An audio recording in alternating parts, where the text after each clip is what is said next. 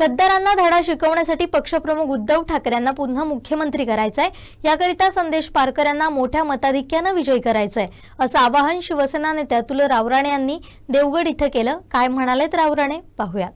येथे जमलेल्या सर्व शिवसैनिकांना मला तुम्हाला एकच विचारायचं आहे, ज्या बाळासाहेबांनी आपल्याला हिंदुत्व म्हणून जगायला शिकवलं, ज्यांनी मराठी म्हणून महाराष्ट्रात मराठी म्हणून आपला झेंडा उंचावला, आज तळागाळातल्या माणसांसाठी ही शिवसेना उभी केली, त्या बाळासाहेबांच्या सुपुत्राला, आपल्या आदरणीय पक्षप्रमुखाला, ज्यांनी पदावरून खाली यावं पायउतार केलं, त्या गद्दारांना धडा शिकवायची ही वेळ आहे।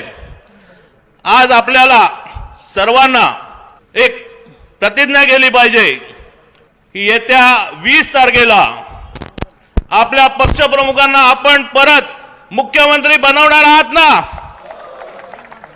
आपल्याला इथून आपले उमेदवार, मशाल निशाणीवरचे आपले सहकारी सन्माननीय संदेश पारकर यांना विजयी करणार आहात ना। आपल्याला आजपर्यंत ज्या क्षणाची वाट बघत होतो, प्रत्येक शिवसैनिक ज्या क्षणाची वाट पाहत होता, तो क्षण आदरणीय बाबासाहेब आंबेडकरांनी दिलेल्या घटनेमुळे आज आपल्याला आलेला आहे। त्या क्षणाला महत्त्व द्या। तुमच्याकडे जे येतील, आज लक्ष्मीच्या रूपाने 1000, 2000 घेऊन येतील, 5000 घेऊन येतील, पण त्याच्या मागची त्यांची भूमिका लक्षात घ्या, त्यांच्या मागचं त्यांचं षडयंत्र लक्षात घ्या। या भागामध्ये 2 वेळा जो टिल्ले आमदार तुम्ही निवडून दिलात, त्याने टक्केवारीशिवाय आणि फक्त स्टंटबाजीशिवाय कोणतंही काम या भागात केलेलं नाही। आज देवगडच्या संपूर्ण जनतेची फसवणूक केलेली आहे। आज या भागामध्ये जर खरा विकास आला असेल तर तो शिवसेनेच्या माध्यमातून आलेला आहे। आदरणीय उद्धव साहेबांनी मुख्यमंत्री झाल्यानंतर आपल्या या जिल्ह्याला आरोग्याची सेवा दिली, मेडिकल कॉलेज दिलं, सर्वसामान्यांच्या घरातला, शेतकऱ्याच्या कुटुंबातला मुलगा MBBS झाला पाहिजे आणि त्यासाठी शासकीय मेडिकल कॉलेज हे आपल्या जिल्ह्याला दिलं। आज विजयदुर्ग पट्ट्यात असेल, आम्ही बरेच वेळा जायचो, कोविडच्या काळात तुम्ही पाहिलं असेल तर वैद्यकीय सेवेची वानवा होती, पण आज आपल्या जिल्ह्यातला मुलगा MBBS डॉक्टर होणार आणि तो आपल्याला या जिल्ह्यामध्ये सेवा देईल।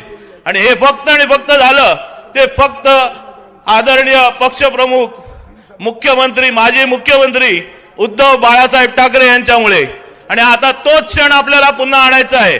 20 तारखेला आपल्याला सर्वांना मतदान करायचं आहे आणि आपल्याला आपला मुख्यमंत्री, आपले लाडके पक्षप्रमुख यांना बसवायचं आहे। आज या भागामधला जो आमदार आहे त्याच्याबद्दल सर्वच जण बोललेले आहेत आणि मला वाटतं जीजी सर्वात जास्त सांगतील, कारण त्यांनी बराच काळ हा त्यांच्याबरोबर काढलेला आहे आणि ते मालवणीत चांगल्या प्रकारे सांगतील। त्याचा काळा कुट्ट इतिहास आपल्याला पुसायचा आहे। संदेश पारकरांसारखा तरुण लढवय्या दिलखुलास उमेदवार हा उद्धव साहेबांनी आपल्याला दिलेला आहे। आज संदेश पारकरांची ओळख तुम्हाला कोणाला करून द्यायची गरज नाही। या जिल्ह्यामध्ये असेल किंवा महाराष्ट्रात असेल, ज्यावेळेला राण्यांचा विरोधक म्हणून पाहायला जायचं 2014ला, मला आठवतं मी 2013-14ला तेव्हा राण्यांचा विरोधक म्हणून संदेश पारकरांकडे पाहायला जायचं।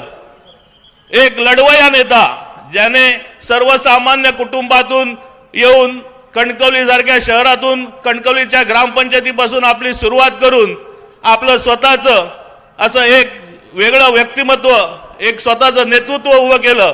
सर्वसामान्यांच्या प्रेमातून, सर्वसामान्यांच्या आशीर्वादातून हा संदेश पारकर हे आलेलं नेतृत्व उभं राहिलेलं आहे आणि आज उद्धव साहेबांनी त्यांना विधानसभेची उमेदवारी दिलेली आहे। तर मी आपल्या सर्वांना कळकळीची विनंती करतो की येत्या 20 तारखेला आपण मशाल निशाणीवरती शिक्कामोर्तब करा आणि संदेश पारकरांना प्रचंड बहुमताने विजयी करा।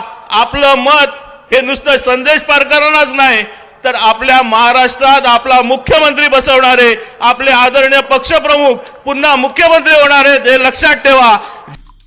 आमचे दिवसभरातले सर्व अपडेट्स, ताज्या घडामोडी आणि थेट लाईव्ह पाहण्यासाठी सबस्क्राईब करा, लाईक करा कोकणचं नंबर 1 महा चॅनल कोकण 7 लाईव्हचं YouTube चॅनल.